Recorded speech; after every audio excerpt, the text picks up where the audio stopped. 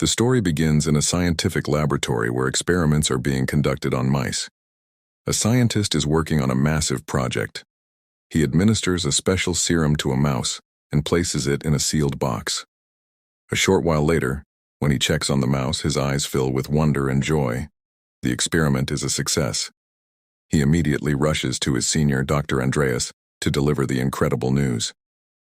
The project they had been working on for years has finally achieved a major breakthrough.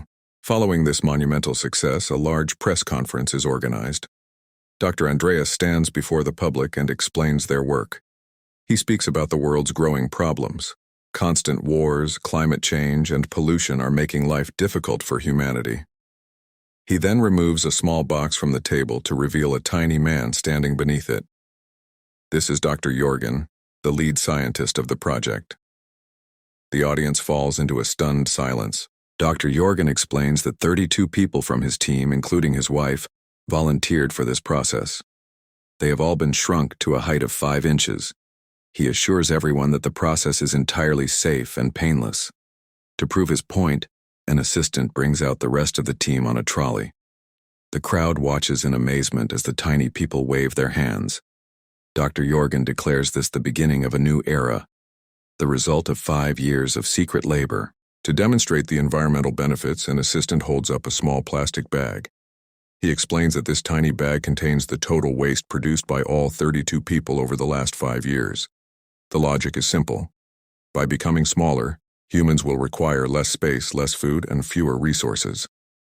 Dr. Jorgen extends an open invitation to the world. Anyone who wishes can undergo this process. The news spreads like wildfire, and the entire world begins talking about downsizing. The focus of the story then shifts to our hero, Paul. Paul is currently living a very modest life, caring for his ailing mother at home. Unfortunately, despite his best efforts, her health declines and she eventually passes away. Paul works in a factory while also spending his time helping sick people. He has a genuine passion for serving others. Paul is married to a woman named Audrey. Though they don't have children, they love each other deeply.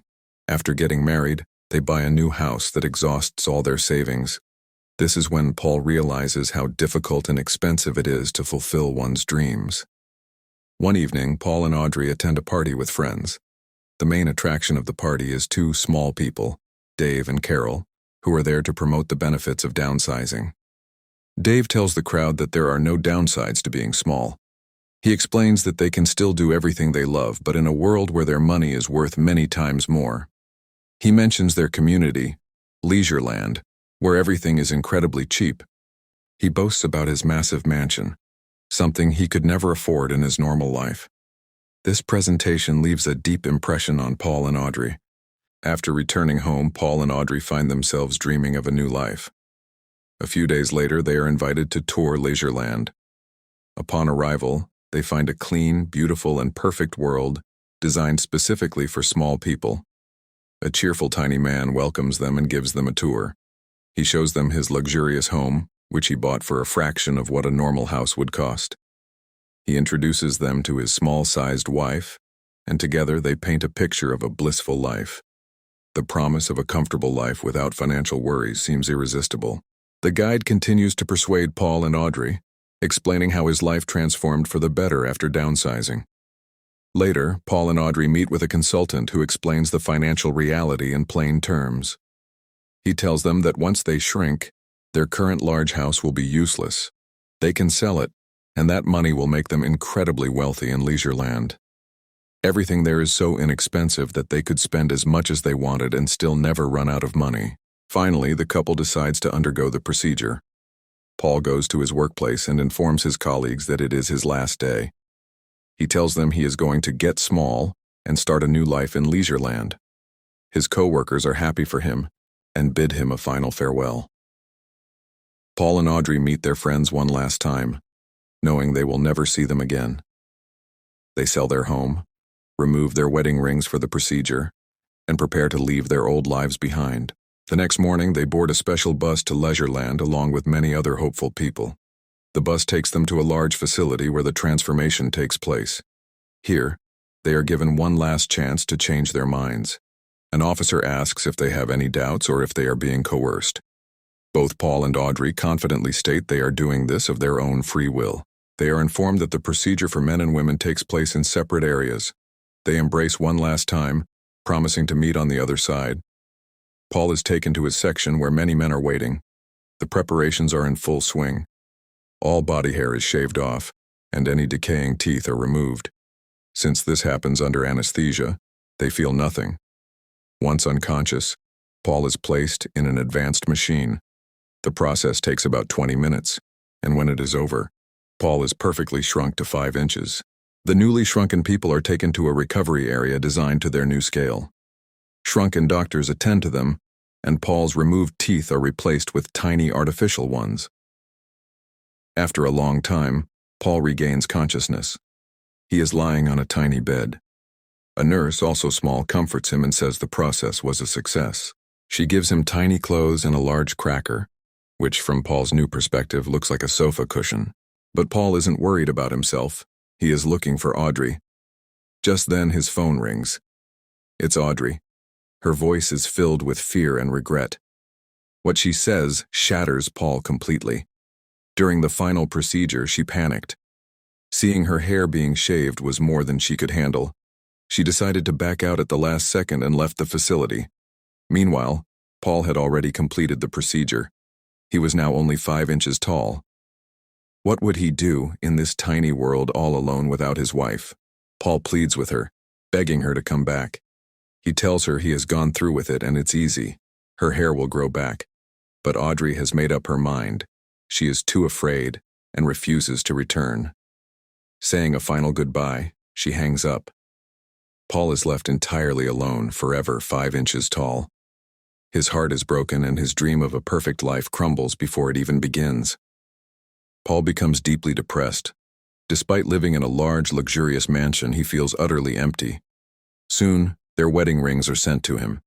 Seeing them, now massive compared to his size, only deepens his pain. A year passes, and Paul remains alone. He lives a life of luxury, but he has no one to share it with. Occasionally, he meets his friend Dave, who tries to console him, saying there are plenty of other women in Leisureland. One evening, Paul is on a date at his home, but the atmosphere feels forced and hollow. Suddenly, his upstairs neighbor, Dusan, a man who loves loud parties and a boisterous lifestyle, bursts in. He invites Paul to a massive party he's hosting. Having nothing else to do, Paul agrees. The next night, Paul attends Dusan's extravagant party, bringing a single large rose as a gift. Dusan is happy to see him and encourages him to drink and meet new people to forget his wife. However, Paul fails to connect with anyone. He spends the night drinking and dancing in a daze, eventually passing out. By morning, the party is over and only Paul and Dusan remain amidst the mess. The cleaning crew arrives. Dusan is wealthy enough to hire others to do all his work. As Paul wakes up with a hangover, he notices one of the cleaning women. He recognizes her. It's Ngoc Lan Tran, a famous activist from Vietnam whom Paul had seen on the news a year ago. The reports had shown how a community of small people in Vietnam was destroyed, and she was the sole survivor. She had lost a leg in the ordeal and now used a prosthetic. Paul approaches her, surprised to see a famous woman doing manual labor. He tells her he knows her story and asks why a former journalist is cleaning houses. Ngoc Lan tells him bluntly that she needs to survive, and this job provides the money to live. Paul notices her collecting leftover medications from Dusan's flat. When he questions her, she explains they are for a sick friend. Dusan allows the cleaners to take whatever they find useful. Remembering his past life of helping the sick, Paul notices that Ngoc Lan's prosthetic leg is fitted incorrectly and must be causing her pain. He offers to fix it. Ngoc Lan is pleased and tells him he is a good man with medical knowledge. She asks if he will come to see her sick friend. Driven by a desire to give his life meaning, Paul agrees. He leaves his luxury behind and boards a bus with Ngoc Lan to a part of Leisureland he never knew existed. The bus takes them through a massive wall. On the other side, Paul sees a poverty-stricken slum. There are no mansions here. Instead, people live in old shipping containers. This is where the poor, like Ngoc Lan, reside. She takes him to her cramped home inside a container where a woman lies very ill. Nguchlan asks the doctor to treat her. Paul clarifies he isn't a real doctor, but Nguchlan insists he knows more than she does. Paul administers some of the medicine from Dusan's house. Paul then tries to fix Nguchlan's prosthetic leg. As he works on the screws, she shares her story.